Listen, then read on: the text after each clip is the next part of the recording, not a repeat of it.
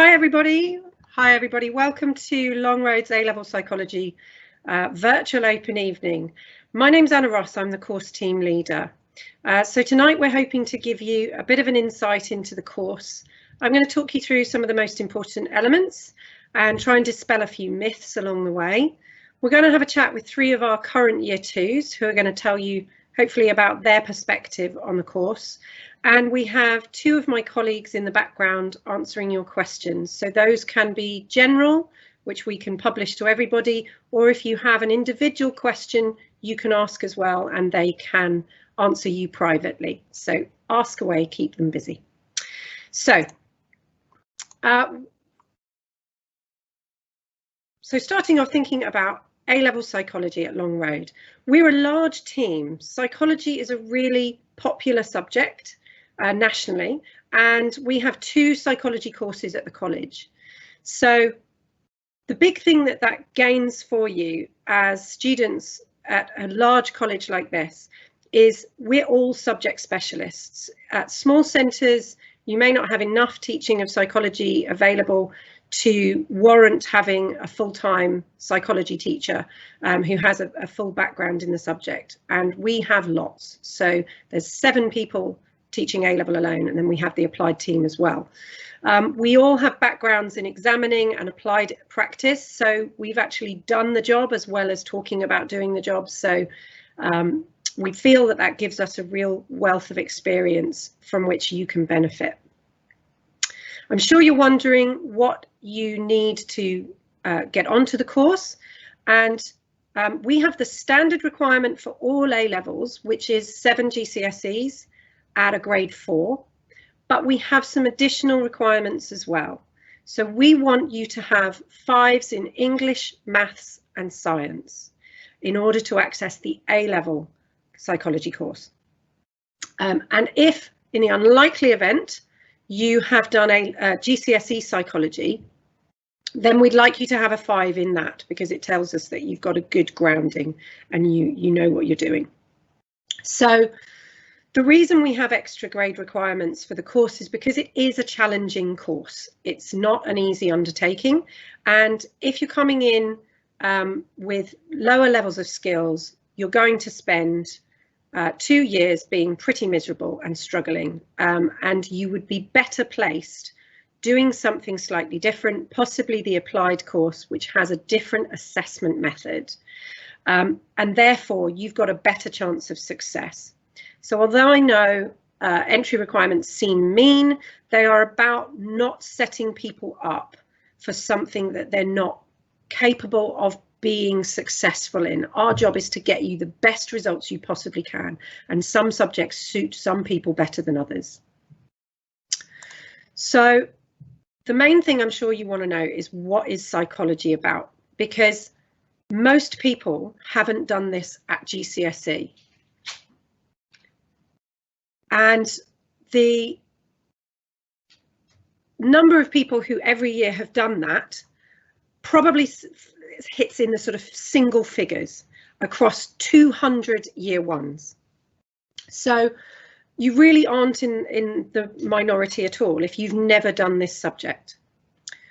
So therefore everybody's coming in with no experience and wondering what on earth they're taking on, because you are signing up for 2 years. So that's an important question in your minds. Most people have a good idea about what psychology studies. We study people, we study human functioning, we study our behaviour, our attitudes, how our behaviour changes, and primarily what determines our behaviour. If I were to ask you what you would be doing in a classroom as a student of psychology, that's where your knowledge might run a bit thin. And so that's what we really want students to understand before they take on this course. We don't want any nasty surprises. So as you can see here, I'm really making a point on my PowerPoint about psychology being all about science. Psychology is, at least in the mainstream, very, very focused on the scientific method, on trying to get to the answers in the most rigorous and objective way possible. So when you're studying psychology, we're going to teach you major theories. We'll have a look at some of the topics and what those theories may be about in a minute. But theory is explanation for things that has been developed through research. So the scientific process is about lots of researchers all over the world asking questions, doing studies to try and answer those questions and publishing them so that everybody can critique and bring in their expertise and then go off and retest and challenge and gradually build between them a consensus of understanding. So theory is not a little idea, it's a well-established explanation for things. I always say theory is one down from law. You think of the law of gravity, that's pretty well evidenced. So if theory is only one down from that, you're on very confident ground and it's been established through research. So that means research methodology is an enormous part of your skill set. So we're going to teach you about how to do the experimental method, correlational, observational techniques, self-report techniques where you interview or you use surveys and so on. And you've got to know all the ins and outs of these different techniques and the relative pros and cons, because those contribute to the strengths or weaknesses of the theories on which they're sort of based. So research is the foundation of theory. If the research is weak, then the theory is weak. The other key thing is that ultimately psychology is all about trying to make the world a better place and apply our understanding. Why have all these explanations? Well, the point is that we use them and we put them into practice. So psychology is used in education, in business, in sport, in mental health and mental illness. It's everywhere. It's touching every part of people's lives. That's one of the things that makes it so interesting, because we see it in action all around us. And when we're talking about it in class, yes, we're talking about all these big theories, but we're going, yes, that happens when I do that. Or, yeah, whenever my mum comes in and says this to me, this happens. And, you know, oh, that's how I learned that. Oh, that's why me and my twin sister are really alike on that. Ah, but we're different on this. And so you start relating all this stuff to ourselves. And that's why everybody loves psychology. The major reason why it's a bit of a Marmite subject is that it's so complicated. You very rarely get a simple answer to questions. So there's lots of different explanations. And usually the simple answer is it's complicated. There's several contributing factors. There's our genetics, our biology, our hormones, our brain function. But then there's also our experience, our learning, our information processing, our thoughts, our perceptions of the world. There's so many things that go into the complexity that is humanity, that's what we're trying to unpick and convey to you. So if you're interested in what makes people tick and you're always a bit of a people watcher, this is very much the kind of subject for you, but be prepared to take a really rigorous approach to it. So here are some of the topics that we do. Forgive the scary picture of the spider. This is linking to one of our topics called psychopathology, which is a really fancy term for mental illness. And phobias is one of the mental illnesses that we look at in that topic. So this was a trip where we took students to London Zoo, where they very conveniently have lots of spiders. And we did some work looking at the treatments for phobias, and we all tried them out to see if it made us less frightened of these spiders, and clearly it worked on some of us at least. So hopefully if you're looking through these titles, you can see things where you go, oh yeah, that sounds interesting. Some of it is very broadly applicable and others are more specific.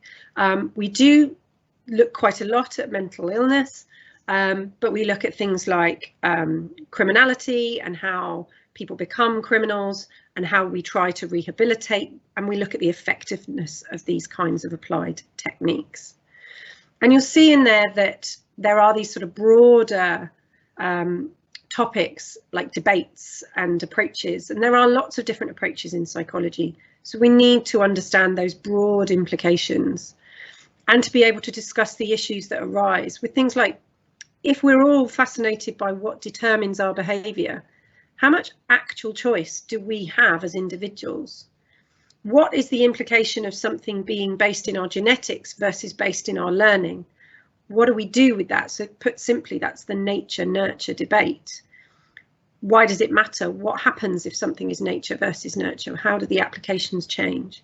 So there's lots of kind of big picture, broad issues, and then we equally go right the way down to very technical little minutiae. So it's a challenging course. I don't want to scare people, but at the same time, I don't want anybody coming onto the course thinking it's going to be a breeze. This is science, this is serious stuff, and we're going to be taking you on a very steep learning curve because pretty much none of you have done the subject before, so you're starting from scratch. So I'm sure you're wondering how all this is assessed. Well, most A-levels now are 100% exam, and we're one of them. So this does make it a challenging undertaking because you have one shot at the end of the course. So we spend our 2 years building you towards being able to cope with a challenging set of exams, learning a lot of content, and we're very well practiced at preparing our students for those kind of challenges. So we move you through slowly and gradually towards that process. Oops, jumped too quick. There we go. So it's worth reminding everybody that there's various combinations of courses that you can do at the college, and you can do 3 A-levels. You can combine an A-level with a really big applied course that takes up the equivalent of 2 other courses, 2 other A-level courses, or you can do 1 whole diploma, you can do 3 diplomas, so you can mix and match like mad, okay? And it works very well in combination with pretty much any other subject. People always say, well, what does it combine well with? We're a real hybrid subject. So this leads me into, I'll come back to that slide. It leads me into this point here. What kind of skills do students walk away with from psychology? Well, we're a real hybrid subject. We've got the science, we've got the maths, we've got the data, and those skills are used in an enormous range of different fields, because research is research is research. Wherever you go, whatever you're researching, the processes are largely the same. So you've got a massive skill set that's transferable there. But then equally, we've got essays and writing and really complex ideas that you've got to explain. And so we develop some really big skills there. So that makes students who do this subject, whether it's at A-level or degree level, really versatile. And so when you look at where our students go, around about a third of our students, or slightly over a third, do subjects related to psychology. And so I would sort of think of those as criminology, sociology, other social science type subjects. But equally, because we combine with so many other subjects, we either become your sciencey one within the collection, or we're your more writing based one in a really sciencey program. Our students go and do loads of different types of course, and they go to loads of different universities. So to try and sum it up in a simple fashion would be pretty much impossible. So I skipped a slide there because I was on a really good vein in what I was saying, and it's just worth noting before we move on to other things that we're not just an exam factory. We try to develop you in the broader sense, and we have lots of links with universities and particularly, of course, Addenbrooke's, and we interact and bring in visiting speakers from those kind of places to develop and go beyond what the course structure dictates. And the photo that you can see here is our favourite trip, where we really go for it, and we do a 3-day trip each year to Auschwitz, and we go and visit the concentration camps near Krakow, and we meet a Holocaust survivor, and we really expand students' understanding of some of these really major world events. And the connection to the course here is that we teach social influence in year 1, and this is in part looking at obedience to authority figures. And a lot of that research was inspired by trying to understand the Holocaust and how a society could change so dramatically and move into such horrendous behaviour. So it really broadens the minds and experience of a load of our students who we get to take every year, and it's a fantastic experience. So speaking of students, just a little snapshot of a few of our ex-students so we can talk about where they've moved on to. These are three of our girls who've gone before, and I've chosen girls who haven't gone on to do psychology because I wanted to show you things where they've done A-level psych and they've loved it and they've done really well, but they've used it to go elsewhere. So it also highlights the variation in the combinations that we have. So you have Lizzie here who's done psychology with economics and sociology. You've got Sylvia who's done it with design and technology and French. And then Alicia who's done it with biology and English Lit. And then we've also got two of them who've combined with the extended project, which for some universities is accepted as UCAS points, so can contribute to boosting your applications in that way. And you can see they've all gone on to do really different things as well. So it really just tries to illustrate how varied the picture may be for our students in terms of where they go. So that leads us to talking to some of our current students. So I've got three of our year twos with us tonight. So this is Job. Hi, Job. Just taking off mute. Hiya. Brilliant. Well done. Hiya. Can you just tell everybody what other subjects you do alongside psychology? Yeah, so apart from psychology, I do A-level business and A-level economics. Awesome. Okay, so we've got a 3-subject program purely on the A-level stream here. So what is it that you enjoy about psychology?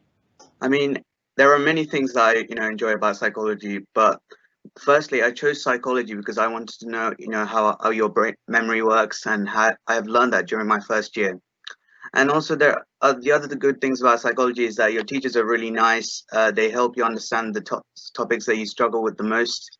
And there's also like different topics that you definitely like, for example, memory, attachments, like infant mother behavior, and also biopsychology and many other things. Oh, you like biopsychology, do you? That's the one that scares most people. It always sounds really technical. Yeah, it's not too bad, yeah.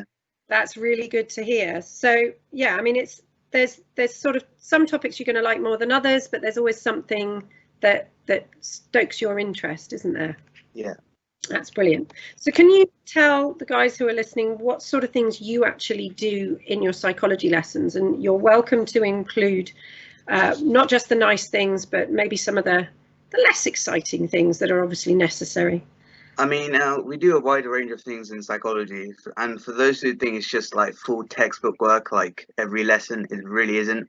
Because we watch different videos in class, like about documentaries and like case studies of different people, and we get creative in making stuff, like origami related stuff. And there is also some textbook related work, obviously, and due to like the recent events, COVID and that, in remote learning, so online learning, we've been doing like small work together with our small groups, just to get socialized and like get our work done. Yeah. That's really interesting. Yeah, so people probably assume that when you have to do remote learning, you're doing a lot of just sitting listening to your teacher lecture, but your teachers actually put you into small groups, so you carry a meeting with your other classmates during lessons. It's a technical challenge, I know, because I try and do it too, but it just shows that with the wonders of modern technology, we can manage, can't we? Yeah. So obviously the big change when you go to college is you have a lot more free periods. So what do you guys have to do with all that free time? So essentially, in our work in school, we get like across my 3 A-level subjects, I get a minimum of 1 homework per week, which is not too bad compared to like GCSE subjects, because I know you get a lot more homework than that. But during our a free period, so we get a lot of independent free periods, and what you guys need to do in that is just like read about stuff, read about your course related stuff, and start preparing for your exams, maybe, I don't know. Yeah, so there's obviously tests quite regularly through the year, aren't there, to prepare you for your exams? Yeah. So you're pretty much always revising for something, aren't you? Yeah. Yeah, the joys of the concept of free periods, they're not really, are they? Yeah. I mean, you get 3 periods across 3 lessons per subject, so. Yeah, that's excellent. All right then, thank you, Joe. We're going to move on to Amber now. So here she comes. Here we are. So Amber, what was it like going from school up to a sixth form college? Did you come from quite a small school? Where did you come from? I went to a school in Haverhill. It wasn't particularly small, but it was quite far away, so everyone went to such a variety of places that, yeah, it was quite terrifying. Yeah, I mean, we're a big college. It's a big undertaking, and most people are going to have to travel to come to us as well, aren't they? So that can be quite a scary undertaking for people when they first come. So how did you feel that transition went? Well, at first I was obviously absolutely terrified, like everyone here will be. I hadn't been to a college before, it was all above my head. But once I'd been to the open days and met my teachers, I realised that there was really nothing to be scared about, because everyone is just so welcoming. Everyone wants to make you as comfortable as possible. All of the teachers want to get the most out of you that they can. No one's there to judge or anything. Everyone was just so welcoming, and yeah, that was really great. And in the psychology side of things as well, I assumed that because I hadn't studied it at GCSE, everyone else would have. Everyone would know everything and I'd be so far behind, but I actually couldn't have been more wrong. We built the foundations from the bottom up and really, yeah, went into depth with it, so I didn't fall behind at all, which was good. Sick. That's great. So do you feel there is a bit of a step up moving from GCSE up to A level? Definitely. You suddenly become a lot more independent, as has previously been spoken about, and you learn a lot more sophisticated topics, if that's the way to put it. That's a lovely way to put it. I like it. So we're learning about attachment and mental illness and everything that's actually interesting to people of our age, and you get to like specify in one topic that you like and learn about that. So it is really great. That sounds fantastic. So it's quite good to think about what surprised our students, and because you can reflect on that, so you can kind of inform what other students coming in might you can dispel some myths for them. What surprised you when you went from never having done psychology before to sort of learning what it was all about? I think the thing that surprised me most is how much I apply it in my everyday life without really realizing. I'll be out and about and then see something and suddenly I'm back to a psychology lesson and, oh, that's why she's done that. Like, it sounds odd if you haven't studied it, but suddenly in a year you'll be in my shoes and you'll understand how you're analysing everyone and wanting to know more about everything all the time. So that's fantastic. So that's really interesting that surprised you. You weren't expecting to hit that. So let's give the people listening some of the warts and all sides of things. What do you find challenging about doing psychology? What are the hard bits for you? For me, it's the links with other subjects. So the math side of things, we've just started learning inferential statistics, and Katie will know that I was sat at the front of the class, so confused, head on the desk for 5 minutes, not understanding. And then the next lesson we did a practical with it and applied it, and suddenly everything just clicked in, and that was back there. But yeah, there's some maths and some biology in there, just to warn everyone. That was the bit that I struggled with. Absolutely. And it's funny, I mean, when I was doing A-level psychology, I felt exactly the same about stats. And so I think that's a very common experience for most of us, that it scares a lot of people.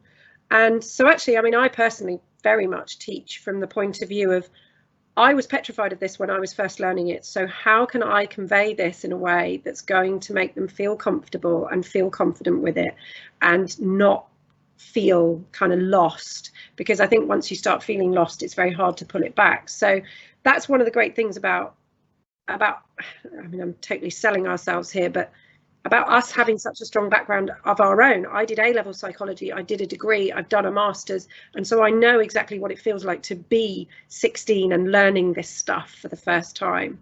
And I'd love to say it wasn't that long ago, but unfortunately it was.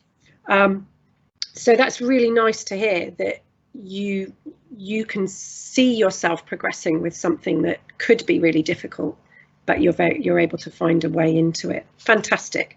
Thank you very much, Amber. So I'm going to move over to Isabel for one final couple of questions. And here she comes. So Isabel, can you just quickly tell everybody what subjects you do? I forgot to ask Amber. So I currently study maths and chemistry alongside psychology. So that's really interesting. Amber actually does English Lit and Lang combined and drama. And then obviously Joe does business and economics. So we've got a real range of different types of student amongst you tonight. So that's really helpful. So what do you want to do in the future, Amber? Sorry, Isabel.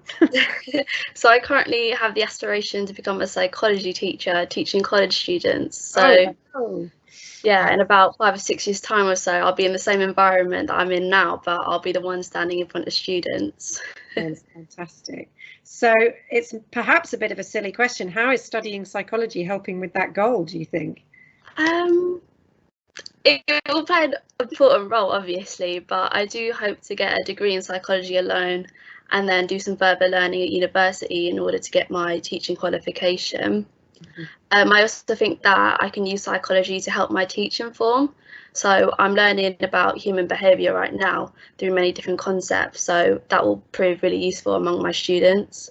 Absolutely. I certainly draw on my understanding of memory when I'm teaching, because I think, well, how do I make this memorable, and so on. So yeah, you do end up drawing on that, even though you're also teaching the subject. You think of it in your teaching. So hopefully by the time our new cohort get here, we won't be in a COVID world anymore, and we won't be remote learning. But can you tell us a little bit about how you found the remote learning that you've been doing through college? So if people aren't aware, we're doing, during lockdown, obviously we went full remote, and these guys were the sort of primary victims of that. It was lovely, wasn't it? And now we're on a 1 week in and 1 week out kind of format. So how are you finding that? So being honest, I have struggled with it because I just feel like it's easier to learn in an environment that's not your bedroom. There can be many distractions, but you have to discipline yourself and persevere through them. But the teachers do go through an insane amount of work and preparation to enable you to be able to learn from home. And they always ask for feedback on their lessons to improve them and to make sure that we are enjoying them. But I am very glad that we have the balance of learning from home and learning in college, because I do get to see my classmates from time to time and catch up with them. But it is understandable as to why it is like this, and it is just for safety measures.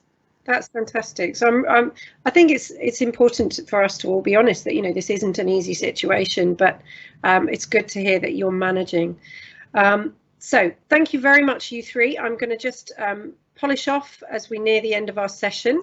So I'm just going to return back to our little PowerPoint just to really do the polishing off. So obviously, if you have any questions about psychology specifically, our guys are still there in the background, able to answer your questions both publicly and privately.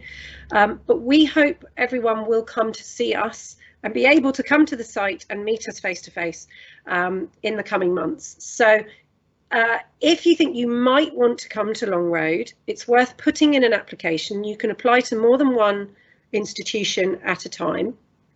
And if you have an application with us, you'll be invited to an applicant day in June, where students can come in and they can go into their potential subjects and they can have lessons, meet the staff, and actually feel what it's like to be a student at the college for a day, feel that journey and what it's like to be on what might feel like quite a big site and so on.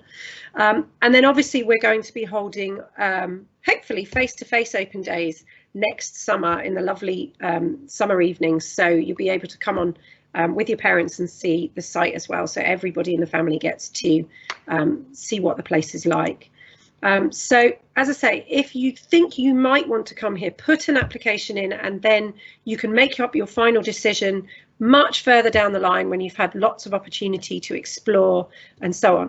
So I'm sure you'd all join me in thanking our students. I hope that it's helped you to get their perspective on being a student at Long Road, and I hope we've been able to give you a reasonable sense of what psychology is like. The best way I would say to move on with trying to work this one out is to talk to as many people as you can who have experience of the subject.